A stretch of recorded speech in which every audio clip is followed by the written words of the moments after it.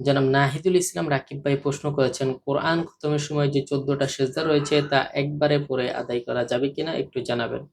অত্যন্ত সুন্দর প্রশ্ন করেছেন যে কোরআনুল কারিমে যে 14টি সেজদা আয়াত রয়েছে যেগুলো তেলাওয়াত করার পর আমাদের উপর সেজদা করা ওয়াজিব, এই সেজদার আয়াতগুলো একসাথে আদায় করা যাবে কিনা।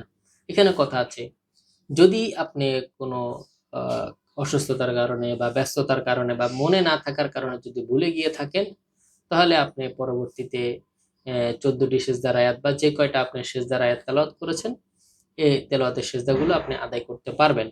তবে উচিত হচ্ছে যে যখন এই সেজদার আয়াত তেলাওয়াত করা হয় তৎক্ষণাৎ সেজদাটি আদায় করে দেওয়া, কারণ এটা আমাদের উপর ওয়াজিব দায়িত্ব। আর প্রকৃত বুদ্ধিমান মুমিন কখনো নিজের উপরে অর্পিত দায়িত্ব মাথায় নিয়ে কখনো করবে না। আল্লাহ না করুক যদি আপনি দেখা যায় 14টি সেজদা আপনার উপরে আবশ্যক, এমত অবস্থায় আপনি মারা গেছেন, তো আপনার জিম্মায় 14টি সেজদা রয়ে গেল। এই জন্য উচিত যখনই আপনি সেজদার আয়াত তেলাওয়াত করবেন তৎক্ষণাৎ সেজদাটা আদায় করে দিবেন। আপনি অনেকগুলো কোরআনুল কারিমের অনেকগুলো পারা একত্রে তেলাওয়াত করলেন, যে কয়টা পারা আপনি তেলাওয়াত করেন এর ভিতরে 2টা বা 3টা সেজদার আয়াত ছিল, আপনি ইচ্ছা করলে কোরআন তেলাওয়াত শেষে 2টা বা 3টা সেজদা একসাথে আদায় করতে পারবেন।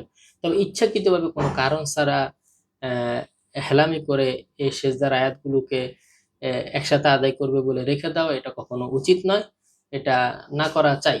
তবে যদি কেউ একসাথে আদায় করে তাহলে আদায় হয়ে যাবে, এতে কোনো সমস্যা নাই। আশা করি জনাব রাকিব ভাই আপনি আপনার প্রশ্ন উত্তরটি সুন্দরভাবে বুঝতে পেরেছেন।